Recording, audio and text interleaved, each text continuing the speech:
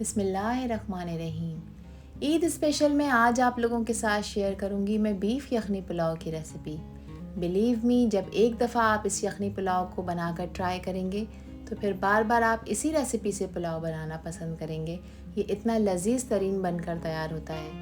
Video में आप लोगों के साथ कुछ टिप्स और ट्रिक्स भी शेयर करूंगी जिससे पुलाव के चावल खिले खिले बनेंगे और पुलाव बेहतरीन बनकर तैयार होगा। तो फिर रेसिपी को एंड तक देखें, अच्छी लगे तो लाइक भी कर दें और चैनल पर न्यू हैं तो चैनल को भी ज़रूर सब्सक्राइब कर लें। अस्सलाम वालेकुम माय यूट्यूब फैमिली, कैसे हैं आप लोग? खुश रहें, आबाद रहें, जहाँ भी रहें हंसते मुस्कुराते रहें। मैं हूँ हादिया और वेलकम करती हूँ आप लोगों को कुकिंग सीक्रेट्स विद हादिया में। तो चलें फिर जल्दी से रेसिपी स्टार्ट कर लेते हैं। बेहतरीन सा ये यखनी पुलाव बनाने के लिए यहाँ पर मैंने 1 किलो बीफ का यूज़ किया है। ये दस्ती यानी रान का गोश्त है। इसमें मैंने कुछ हड्डियाँ भी शामिल करी थी जिनको शामिल करने से यखनी का जो फ्लेवर है वो बहुत ही कमाल का आता है। आप इस रेसिपी को मटन के साथ बनाकर भी तैयार कर सकते हैं। गोश्त को हम प्रेशर कुकर में गलाएंगे तो सारा गोश्त मैंने प्रेशर कुकर के अंदर डाल दिया है और अब मैं इसमें ऐड कर रही हूँ 1 टेबल स्पून नमक का। आप अपने टेस्ट के अकॉर्डिंग नमक ऐड करिएगा। इसके अलावा 2 टीस्पून मैं इसमें ऐड कर रही हूँ अदरक लहसुन का पेस्ट जो कि गाढ़ा वाला है। 2 मीडियम साइज़ की प्याज थी जिसको मैंने इस तरह रफली सा कट कर लिया था, ये मैं इसमें शामिल कर दूँगी। 5 से 6 अदद हरी मिर्चें हैं, इसमें शामिल कर देंगे। इसके अलावा कुछ खड़े गरम मसाले ऐड कर रही हूँ जिसमें 3 तेज़पात के पत्ते हैं, 1 टुकड़ा मैंने जावित्री का यूज़ किया है, 6 अदद हैं हरी इलायचियाँ, 2 दालचीनी के स्टिक हैं, 1 टीस्पून है साबित काली मिर्चें। इसके अलावा 6 से 7 अदद हैं लौंगे। तो तेज़ पत्तों को मैं इसमें तोड़ के ऐड करूँगी, बाकी मसालों को इसमें हम ऐड कर देंगे। तेज़ पत्तों को आपने इसमें तोड़ कर ऐड करना है ताकि इनका फ्लेवर निकल कर आए। अब इसमें मैं शामिल कर रही हूँ 2 मीडियम साइज़ के टमाटर जिसको मैंने सेंटर में से कट करके इसमें ऐड किया है। अब यहाँ पर मैं इसमें ऐड कर रही हूँ 1 टीस्पून सौंफ और 1 टेबल स्पून है साबित धनिया। इसको ऐड करने के लिए यहाँ पर मैं इस तरह के स्ट्रेनर का यूज़ कर रही हूँ। जब आप इसमें इन दोनों चीज़ों को ऐड करते हैं और यखनी में मिलाते हैं तो फिर छानते वक्त आपको किसी भी तरह की कोई प्रॉब्लम पेश नहीं आती। तो इसमें मैंने कर लिया है धनिए को और सौंफ को इसमें ऐड कर देंगे। 2 अदद साबित काली इलायचियाँ हैं, ये मैंने इसमें शामिल करी हैं और इसमें मैं 4 गिलास पानी ऐड कर रही हूँ क्योंकि हमें गोश्त को कम से कम आधे घंटे के लिए गलाना है ताकि गोश्त अच्छी तरह से गल कर तैयार हो जाए। बस ये मिक्स कर लेंगे अच्छी तरह से सब चीज़ों को और प्रेशर कुकर को कवर करेंगे और विसल चलने के बाद आपने कम से कम इसको 25 मिनट तक पकाना है ताकि गोश्त जो है वो प्रॉपर टेंडर हो जाए। 25 मिनट के बाद फिर हम इसको चेक करेंगे। यहाँ पर देखें टाइम हो गया है, प्रेशर कुकर को खोलते हैं और चेक कर लेते हैं कि गोश्त की क्या कंडीशन है। गोश्त को चेक कर लेते हैं तो यहाँ पर एक बोटी मैं आपको तोड़ के भी चेक करा देती हूँ। अब इसकी यखनी को मैं छान लूँगी एक छन्नी में डालकर। जो इसमें हड्डियाँ हैं और जो हमने इसमें गरम मसाले और सब्ज़ी ऐड की है उसको हम अलहदा कर देंगे। गोश्त मैंने अलहदा कर दिया है, यखनी को भी अलहदा कर दिया है और ये वो सब चीज़ें थीं जो मैंने छानी हैं, ये अब हमारे किसी काम की नहीं है, इसको हम डिस्कार्ड कर देंगे। हड्डियों को भी हम गोश्त में से अलहदा कर देंगे। अब बिरयानी को बघाड़ लेते हैं। इसके लिए एक बड़ा पतीला लिया है मैंने और इसमें 3/4 कप यानी 3/4 कप मैं कुकिंग ऑयल का ऐड कर रही हूँ। अब 2 मीडियम साइज़ की प्याज थी जिसको मैंने बारीक स्लाइस में कट कर लिया था, ये मैं इसमें शामिल कर दूंगी। अब प्याज को इसमें आपने ज़्यादा देर तक फ्राई नहीं करना है, एक अच्छा खूबसूरत सा लाइट गोल्डन कलर इसमें हम देंगे ताकि यखनी बहुत ही खूबसूरत कलर की बनकर तैयार हो। इसमें कुछ खड़े गरम मसाले ऐड कर लेते हैं जिसमें 3 तेज़पात के पत्ते हैं, 5 अदद बादियान के फूल हैं, 4 से 5 लौंगे हैं, 4 अदद सब्ज़ इलायचियाँ हैं और ½ टीस्पून साबित काली मिर्चें हैं। तो ये सब चीज़ें हम इसमें ऐड कर देंगे और इन खड़े गरम मसालों को भी आपने ऑयल में प्याज के साथ थोड़ा सा फ्राई कर लेना है। तो जब देखिए थोड़े से फ्राई हो जाएंगे तो अब इस स्टेज पे मैं इसमें ऐड करूँगी अदरक लहसुन का पेस्ट। ये हम मसाला बना रहे हैं तो इसलिए अलहदा हमें अदरक लहसुन का पेस्ट डालना है। 2 टीस्पून मैंने इसमें ऐड किया है। अदरक लहसुन के पेस्ट को इसमें डालने के बाद आपने इसको थोड़ा सा भून लेना है। जब एक इसमें अच्छी सी खुशबू आने लग जाएगी तो जो गोश्त हमने अलहदा किया था यखनी में से वो सारा का सारा गोश्त मैं स्टेज पे इसमें शामिल कर दूंगी।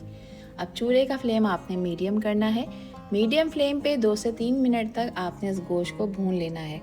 देखें जब गोश्त भुन जाएगा तो इसमें मैं 1 प्याली दही है जिसको मैंने फेंट लिया है, ये मैं इसमें शामिल कर दूंगी।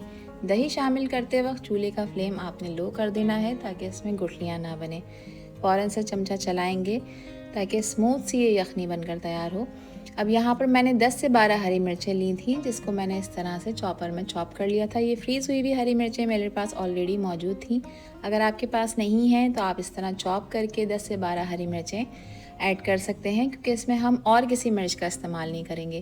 तो ये तीखी वाली हरी मिर्चें मैंने इसमें शामिल करी हैं। आप मिर्चों को कट करके भी ऐड कर सकते हैं अगर आप चॉप नहीं कर रहे हैं। अब इस स्टेज पे मैं इसमें 1 टीस्पून सफ़ेद ज़ीरा और 1 टेबलस्पून सौंफ है जिसको मैंने क्रश कर लिया है, ये मैं इसमें ऐड कर दूँगी। जब इस मसाले में आप ये सौंफ को ऐड करते हैं तो यकीन करें पुलाव का फ्लेवर जो है ना वो बहुत ही सुपर डुपर बनकर तैयार होता है और बहुत ही खुशबूदार, बहुत ही फ्लेवरफुल सा ये पुलाव बनकर तैयार होता है। बस ये मिक्स कर लेंगे इन तमाम चीज़ों को। अब इसमें ऐड कर रही हूँ मैं सारी यखनी जो मैंने अलहदा कर ली थी। अब आपने मिक्स करना है और इसको आपने बॉईल करना है। चूल्हे का फ्लेम अब आपने हाई कर देना है और अब इस स्टेज पे मैं इसमें ऐड कर रही हूँ नमक जो है मैं इस वक्त 1 टेबलस्पून ऐड कर रही हूँ, बाद में हम चखने के बाद दोबारा ऐड करेंगे। और ऐड कर रही हूँ इसमें 1 टीस्पून चिकन पाउडर, इससे फ्लेवर अच्छा आता है, ऑप्शनल है, आप स्किप भी कर सकते हैं। 2 टेबलस्पून इसमें सफ़ेद सिरका ऐड कर रही हूँ जो कि पुलाव के फ्लेवर को मज़ीद इन्हेंस करेगा और 5 से 6 अदद मैं इसमें ऐड कर रही हूँ आलू बुखारे। अब यहाँ पर देखें मैंने बासमती राइस लिए थे, वज़न में देखा जाए तो 750 ग्राम है। 20 मिनट पहले इनको मैंने बहुत अच्छी तरह से धो के पानी में डिप करके रख दिया था और ये तैयार हो चुके हैं। अब चेक कर लेते हैं, यखनी में देखें बॉईल आ चुका है। इस स्टेज पे मैं इसमें ऐड करूँगी 1 टेबलस्पून केवड़ा वाटर, खुशबू के लिए इस्तेमाल कर रही हूँ, अच्छी खुशबू आती है अगर आप इसको ऐड करते हैं, ऑप्शनल है, स्किप भी कर सकते हैं। फ़िलहाल मैं इसमें 1 टेबलस्पून नमक का इजाफा कर रही हूँ, बाद में चखने के बाद मैं मज़ीद इसमें नमक ऐड कर दूँगी। इस स्टेज पे मैं इसमें चावल ऐड कर दूँगी जिसका एक्स्ट्रा पानी मैंने निकाल दिया था। अब आपने मिक्स करना है और देखना है कि पानी की कमी तो नहीं है। तो यहाँ पर मुझे पानी कुछ कम लग रहा था तो उसी बाउल में मैंने 1 गिलास पानी इसमें मज़ीद ऐड किया है। अब इसको मिक्स कर लेंगे अच्छी तरह से। चावल बॉईल करने का बेस्ट तरीका ये है कि जब भी आप चावल पकाने रखें तो पानी चावल से 1 इंच ऊपर होना चाहिए, जिससे चावल खिले खिले बनकर तैयार होते हैं। 5 से 6 अदद हरी मिर्चें हैं जो मैंने इसमें खुशबू और जायके के लिए ऐड करी हैं और स्प्रिंकल कर रही हूँ इस पर बारीक कटा हुआ हरा धनिया और पुदीना, जिससे फ्लेवर बहुत ही गज़ब का आएगा इस पुलाव का। बस ये मिक्स कर लेंगे इन तमाम चीज़ों को और इस स्टेज पे आपने नमक चेक कर लेना है। अगर आपको नमक की कमी लगे तो आपने नमक को ऐड करना है। तो मुझे थोड़ी सी गुंजाइश लग रही थी, इसलिए मैंने यहाँ पर 1 टेबलस्पून मज़ीद नमक का ऐड करा है। बस जी अब इसे कवर करेंगे और 7 से 8 मिनट के लिए हाई फ्लेम पे हम इसे पकाएंगे जब तक इसका पानी ड्राई ना हो जाए। 7 से 8 मिनट हो चुके हैं पुलाव को बनते हुए। अब यहाँ पर कवर हटाएंगे और चेक कर लेंगे तो यहाँ पर देखें यखनी का सारा पानी ड्राई हो चुका है। अब इसमें आपको बड़े बड़े बबल्स नज़र आ रहे हैं। बस एक दफ़ा हम इसको मिक्स कर लेंगे। और अब एक टिप आपके साथ यहाँ पर शेयर करती चलूँ, अगर आप चाहते हैं कि चावल अच्छे और खिले खिले बनकर तैयार हों तो आपने इसमें घी ऐड करना है। कोई सा भी घी आप यूज़ कर सकते हैं, मैंने यहाँ देसी घी का यूज़ किया है जिसको मैंने तकरीबन 2 से 3 टेबलस्पून ऐड किया है। ऐसा करने से आपके चावल बहुत ही खिले खिले बनकर तैयार होते हैं। और इसमें ऐड करूँगी मैं ज़र्दा फूड कलर, ऑप्शनल है, आप इसको स्किप भी कर सकते हैं। अब इसको कवर करेंगे और इसको दम पे रखेंगे तकरीबन 8 से 10 मिनट के लिए। इसके नीचे मैंने एक बड़ा तवा लगाया था रोटी पकाने वाला, ताकि चावल जो हैं वो जले नहीं। 2 मिनट आपने चूल्हे का फ्लेम हाई करना है और इस तरह फिर लो फ्लेम पे आपने इसको 8 से 10 मिनट के लिए दम पे रख देना है।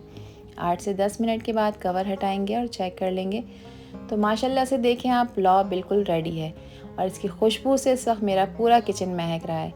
तो मैं इसको इस वक्त हल्का सा मिक्स कर लूँगी। एक टिप और शेयर करती चलूँ कि जिस वक्त आपने चावल को दम पे से हटाना है तो उस वक्त आपने इसको फ़ौरन नहीं मिक्स करना, ठीक है। हम थोड़ा सा मिक्स करेंगे और इसको हम थोड़ा सा रेस्ट देंगे 3 से 4 मिनट का। इसमें से स्टीम रिलीज़ हो जाएगी, फिर उसके बाद आपने इसको मिक्स करना है और इसको सर्व करना है। क्योंकि जब आप फ़ौरन मिक्स करते हैं या सर्व करते हैं तो उस स्टेज पे चावल काफ़ी सेंसिटिव हुए होते हैं, जिसकी वजह से चावल टूट जाते हैं। तो चलें फिर इस गर्मा गर्म और मज़ेदार से पुलाव को सर्व कर लेते हैं। तो यहाँ पर आप पुलाव की फ़ाइनल लुक चेक करें। माशाल्लाह चावल का हर दाना खिला खिला बना है। आप भी इसी तरह का मज़ेदार बेहतरीन खिला खिला पुलाव बनाकर तैयार कर सकती हैं अगर आप मेरी रेसिपी को same as it is follow करें तो परफेक्ट है ये पुलाव आपकी ईद की दावत के लिए। इस रेसिपी को आप ईद पर बनाएं या वैसे ही फैमिली मेम्बर्स के साथ बनाकर एंजॉय करें। जब भी मेरी इस रेसिपी से आप ये पुलाव बनाएंगी, बिलीव मी, प्लेटें आपको खाली ही नज़र आएंगी, क्योंकि ये बहुत ही टेस्टी बनकर तैयार हुआ है। मैं उम्मीद करती हूँ मेरी ये रेसिपी और वीडियो आप लोगों को पसंद आई होगी। पसंद आई हो तो कमेंट सेक्शन में अपना प्यारा सा फीडबैक मुझे लाजमी शेयर करिएगा कि मेरी ये रेसिपी और वीडियो आप लोगों को कैसी लगी। आपसे फिर मिलूँगी इंशाल्लाह एक न्यू वीडियो में एक न्यू रेसिपी के साथ। जब तक हादिया को दीजिए इजाज़त। अपना बहुत सारा ख्याल रखिएगा, अपनों का भी ख्याल रखिएगा और मुझे भी अपनी प्यारी दुआओं में याद रखिएगा। अल्लाह हाफिज़, अल्लाह निगहबान।